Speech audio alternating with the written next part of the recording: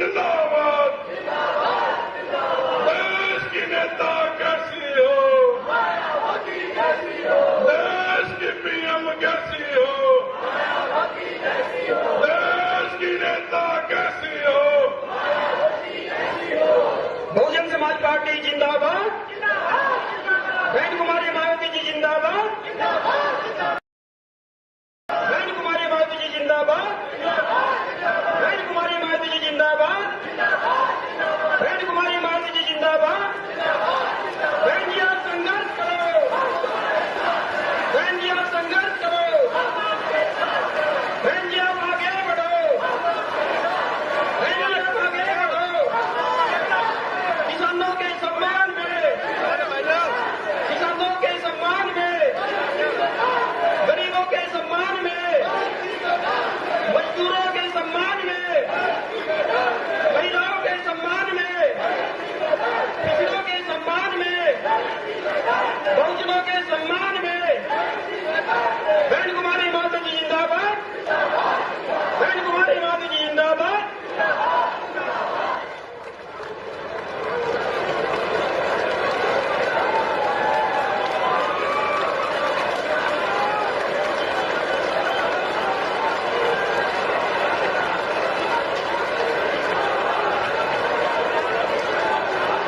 सम्मानित साथियों, जिस मसीहा का इंतजार था, बहुजन समाज पार्टी की राष्ट्रीय अध्यक्ष, उत्तर प्रदेश की 4 बार रही मुख्यमंत्री, देश के गरीबों की मसीहा, सर्वे समाज के मान और सम्मान का प्रतीक, हम सबकी लोकप्रिय नेता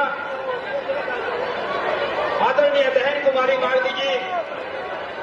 का पंजाब की धरती पर पहुंचने पर तालियों के साथ स्वागत करने का काम करें।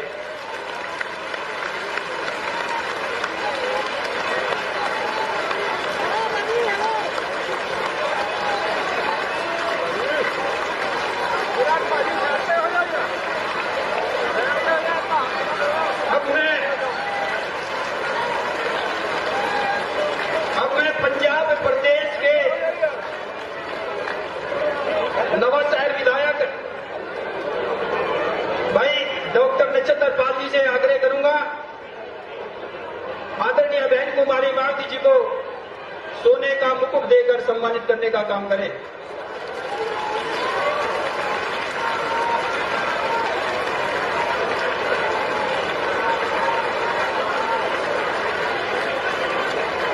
बहन कुमारी मायावती जी जिंदाबाद, बहन कुमारी मायावती जी जिंदाबाद। अब मैं बहुजन समाज पार्टी की राष्ट्रीय अध्यक्ष, उत्तर प्रदेश की 4 बार रही मुख्यमंत्री, इस देश के गरीबों की मसीहा आदरणीय बहन कुमारी मायावती जी से निवेदन पूर्वक आग्रह करता हूं कि आए और इस विशाल जनसभा को संबोधित करने का काम करें। आदरणीय बहन कुमारी मायावती जी।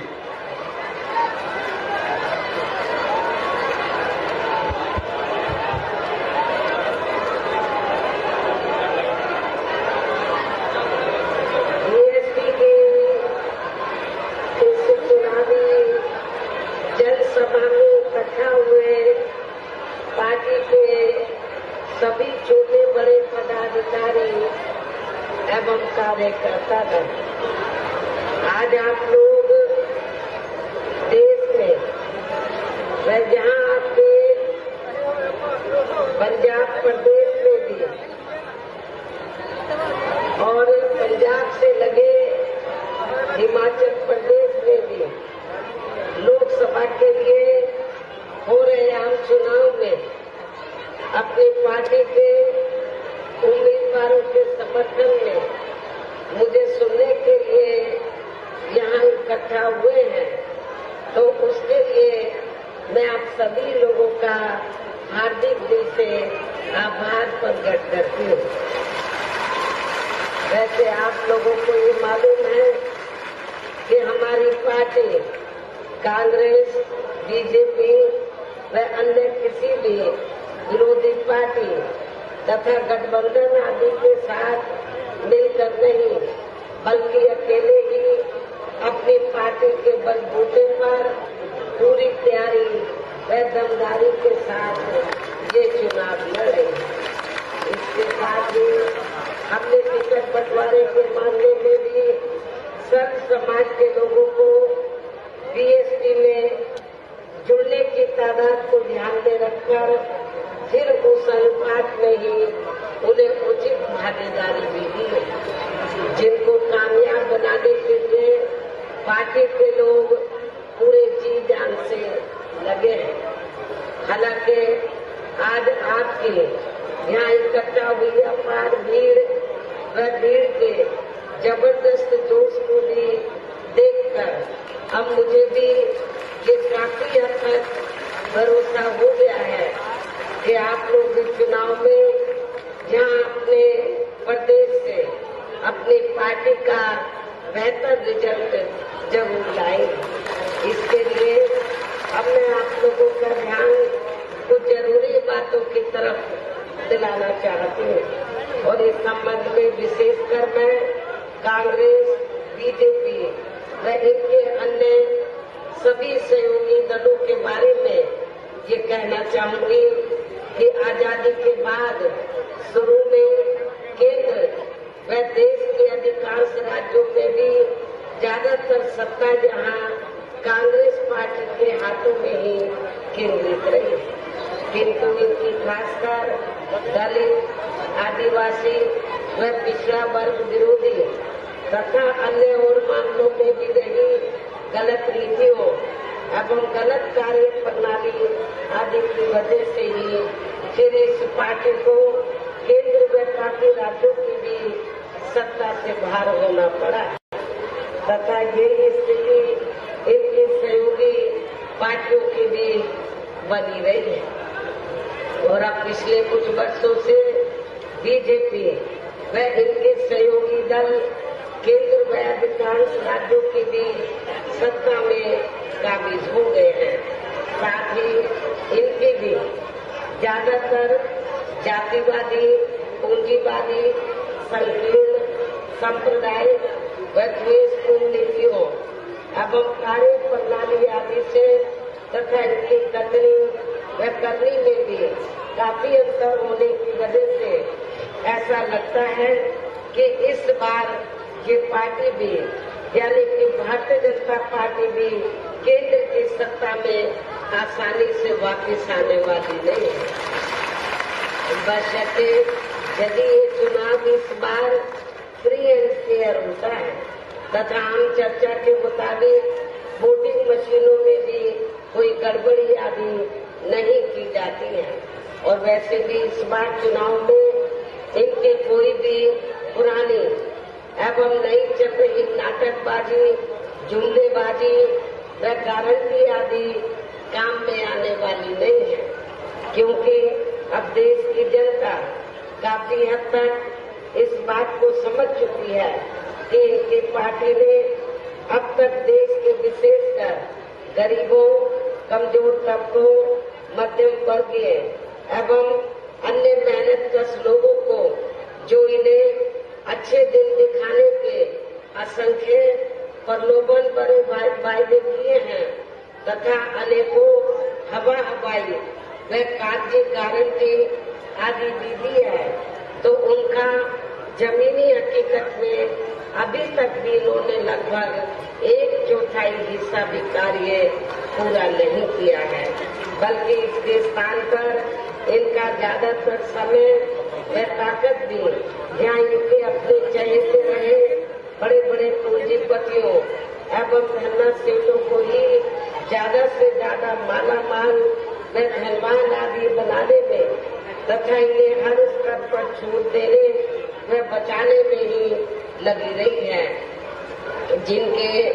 अधिकांश आर्थिक सहयोग से ही ये पार्टी व अन्य पार्टियां भी अपना संगठन चलाती हैं तथा चुनाव आदि भी लड़ाती हैं, जिसका काफी कुछ खुलासा बॉन्ड की आई रिपोर्ट से भी हो जाता है। और इस संबंध में वैसे आप लोगों को ये मालूम है कि अभी कुछ दिन पहले तो माननीय सुप्रीम कोर्ट ने बॉन्ड के बारे में जो खुलासा किया है, तो उससे ये स्पष्ट हो जाता है, उस खुलासे से ये स्पष्ट हो जाता है कि इस देश में बीएसपी को छोड़कर जितनी भी राजनीतिक पार्टियां हैं, चाहे कांग्रेस हो, बीजेपी हो, आम आदमी पार्टी हो, अन्य और विरोधी पार्टियां हो या इनके गठबंधन दल हो, तो इन सारी पार्टियों ने जो रिपोर्ट आई है, इन सारी पार्टियों ने अपनी पार्टी के संगठन को चलाने के लिए व चुनाव आदि लड़ाने के लिए बॉन्ड के जरिए अरबों खरबों रुपए इस देश के बड़े बड़े पूंजीपतियों व धनराशियों से किया। लेकिन बहुजन समाज पार्टी एकमात्र पूरे देश में ऐसी पार्टी है जिसने एक भी रुपया अपनी पार्टी के संगठन को चलाने के लिए व चुनाव आदि लड़ाने के लिए इस देश के किसी भी पूंजीपति व धनराशि से नहीं लिया। बहुत आदि के जरिए एक भी रुपया नहीं लिया है, बल्कि हमारी पार्टी करती क्या है, हमारी पार्टी अपने संगठन को चलाने के लिए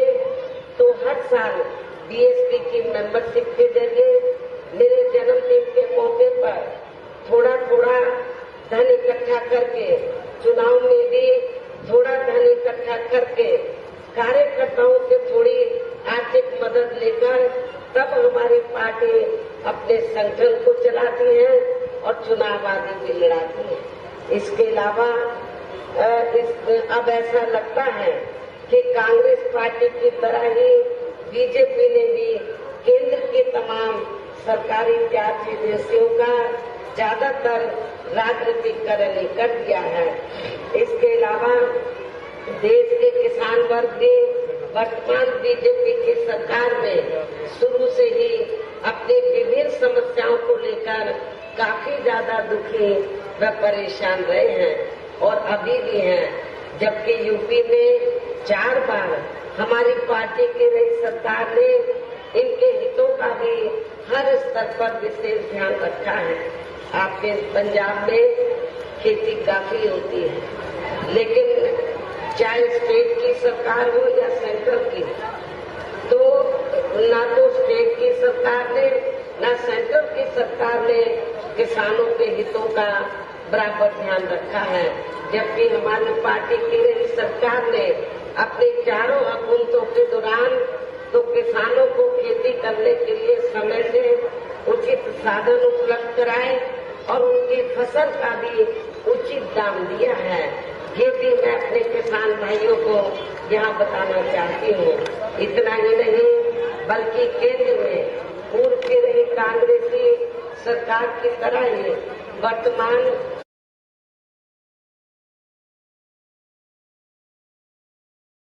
पिछड़े वर्गों, मुस्लिम एवं अन्य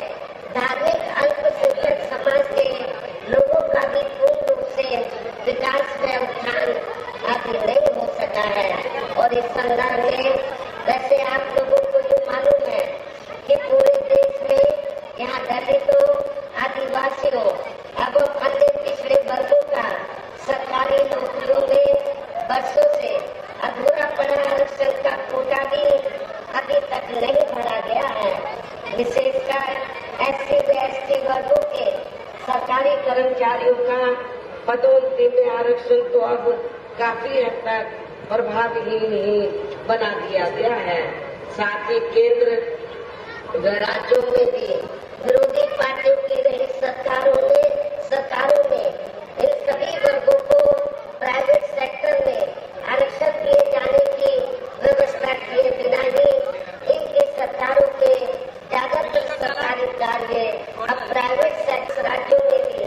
बीजेपी व आरएसएस की सरकारों के चलते हुए अब इनका विकास एवं उत्थान आदि होना भी काफी हद तक बंद हो गया है। आए दिन इन पर खासकर धर्म की आड़ में हो रही जोड़ी जाती भी यहाँ काफी ज्यादा चरम सीमा पर पहुंच चुकी है। इनके साथ साथ अपर कास्ट समाज में से विशेषकर गरीब लोगों की भी हालत हमें खास अच्छी नजर नहीं आती है। इनकी गलत कृषि नीतियों के कारण किसान वर्ग भी आए दिन आंदोलित ही रहता है। पंजाब के लोग भी काफी ज्यादा दुखी हैं। पंजाब है, आपका हरियाणा है, यूपी है, राजस्थान है, तो आए दिन यहाँ के खास तौर से यहाँ के किसान भाई आए दिन अपनी मांगों को लेकर वो दिल्ली की सड़कों पर आंदोलन करते हुए हमें नजर आते। कभी पंजाब में, कभी हरियाणा में, कभी अन्य राज्यों में, और अब तो इन लोगों को मजबूरी में तो दिल्ली में भी जाकर अपनी मांगों को लेकर धरना प्रदर्शन करना पड़ता है। साथ ही इनकी गलत आर्थिक नीतियों की वजह से देश की अर्थव्यवस्था पर भी इसका काफी बुरा प्रभाव पड़ा है, जिससे यहाँ विशेषकर छोटे एवं मध्यम वर्गीय व्यापारी वर्ग भी काफी ज्यादा दुखी व परेशान है। और अब केंद्र में पूर्व की रही सरकारों की तरह ही वर्तमान भाजपा सरकार में भी यहाँ पूरे देश में गरीबी, बेरोजगारी एवं महंगाई आदि भी लगातार काफी ज्यादा बढ़ रही है। देश में हर स्तर पर फैला भ्रष्टाचार भी कम नहीं हुआ है। ऐसे में अब आप लोगों को देश में हो रहे लोकसभा चुनाव में कांग्रेस, बीजेपी व इनकी सहयोगी पार्टियों को भी तथा यहाँ की जो और स्थानीय पार्टियां हैं उनको भी केंद्र की सत्ता में आने से जरूर रोकना है। जिनकी गलत नीतियों व गलत कार्य प्रणाली आदि को आप लोग काफी हद तक आजमा भी चुके हैं। और अब ये विरोधी पार्टियां किस्म किस्म के ऐसी स्थिति में अब ये विरोधी पार्टियां किस्म किस्म के साम दाम दंड भेद आदि अनेकों हथकंडे इस्तेमाल करके केंद्र की सत्ता में आने की पूरी कोशिश में लगी है, जिनसे अपनी पार्टी के लोगों को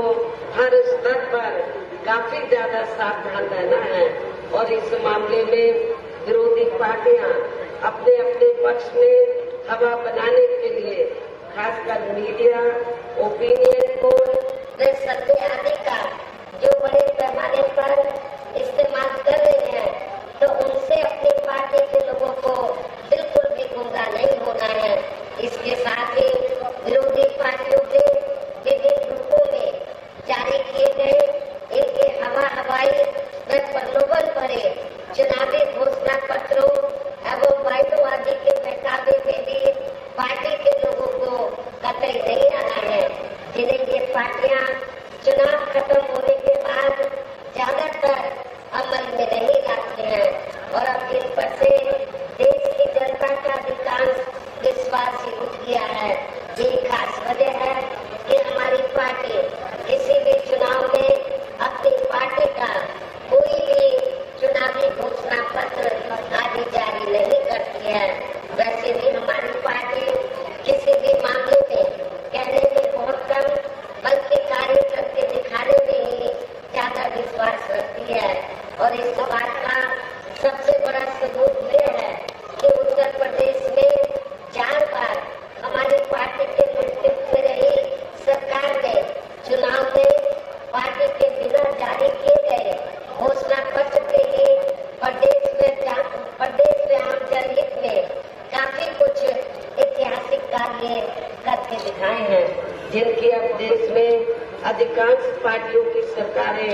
काफी नकल भी कर रही हैं। जबकि इस मामले में पार्टी का इन पार्टियों के स्थान पर क्या हम कई ब्रह्मांडों के ब्रह्माओं को जानते हैं? क्या हम हमारे ब्रह्मांड के ब्रह्मा को जानते हैं? आइए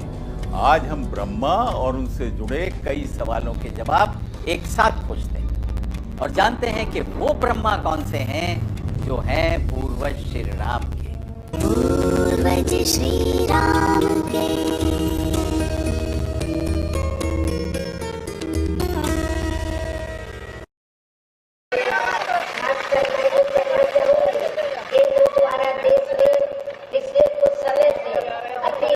परिवारों को अस्थायी तौर पर फ्री में जो छोड़ी